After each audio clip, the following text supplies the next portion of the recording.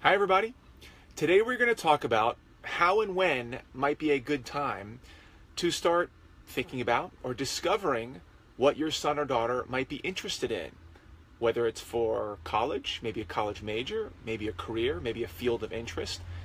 And this can be a little bit tricky because you don't want to start too early and come on too heavy-handed and freak the kids out. But you also don't want to wait too late to give some guidance or help them out, try to discover what they might want to do. You don't want to wait till junior year in college because oftentimes that can be too late. So how do we find that fine balance between talking, thinking, and guiding and mentoring them about what they maybe should do? What kind of college major, what kind of college, what type of degree? So that's what we're going to talk about now. Now, if you have a rising seniors and seniors, make smart decisions in high school about college, about majors, about life, about careers. And I see a lot and speak to a lot of students all around the country. And I start to detect patterns over time. And I want to share those patterns with you to see if you can help your son or daughter with some of these important questions. So number one, a couple of days ago, I talked about one anecdote I had with one of these students who was interested in biomechanical engineering. And you can look back a few days to see that one. This particular event yesterday was a gal, one of my PrepWellers that I was talking to. She was a rising junior, so still has some time. And she told me she was interested in becoming a marine biologist. Now it's interesting because of all the kids that I talk to, they usually fall into two camps. They either have no idea and don't even know why I'm asking what I'm talking about. They have no idea what they want to do. That's okay. And the other extreme is they feel like they have a very tight idea, a very specific idea of exactly what they want to do. There's not that many people in between. So last night in particular, one of my PrepWellers said, I want to be a marine biologist. I was excited. That's great. I said, tell me a little bit about that. What brought on this passion of yours for marine biology to the point where the only schools you're really thinking about are ones that have marine biology majors and departments? So she said, well, I took a class, marine biology science class. I really like sciences, and I particularly like this class. I said, great. When did you take that class? And she hesitated for a second, and she said, well, I think it was 7th grade. I said, okay, great. I'm glad you must have had a great teacher, really incited something in you and really fired you up.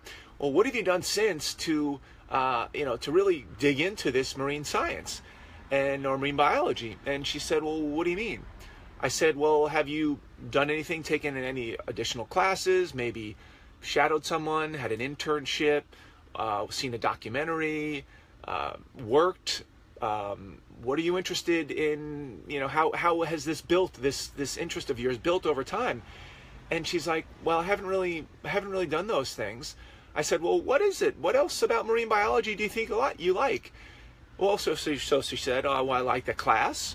And I go to the beach a lot, and I think it sounds good. It sounds cool. And everyone tells me that I'd be really good in science. So I said, great. Well, I have an idea for you. I think we may have some work ahead of us for this summer, in addition to studying for the SAT, which we already have planned for in your summer goals.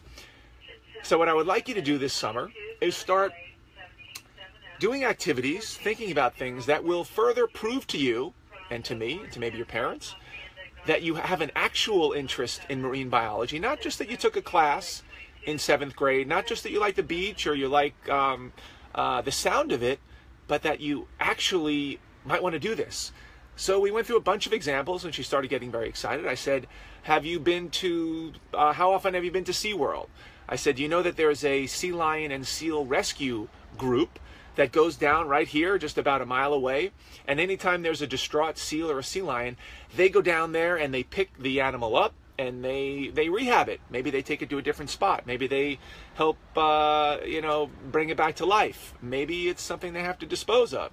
So I see it a lot because I'm down to the beach a lot. So I told her about it. She said, I never heard of that. That sounds great. Maybe I can somehow attach myself to that group that does that and goes on calls down to the beach. I said, that's exactly what I'm talking about. I said, maybe you should shadow somebody between you and me and everybody here who lives in the San Diego area.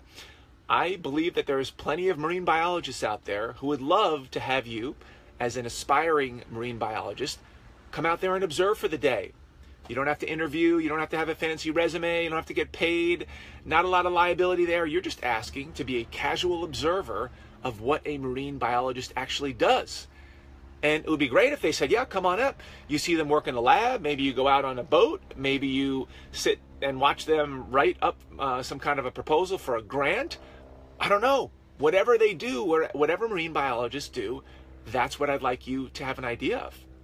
Maybe you should watch some TED Talks on climate change, or on marine science, or biology, or underwater photography, something that will build up a case, in your case, to demonstrate to yourself, to me, to your parents, and importantly, to the admissions officers, that you have a true interest, that you've dug into this, and you're not hanging on to a notion that maybe you had a great class, great teacher 4 or 5 years ago, maybe it sounds cool, but I want to build up your case for actually wanting to do this.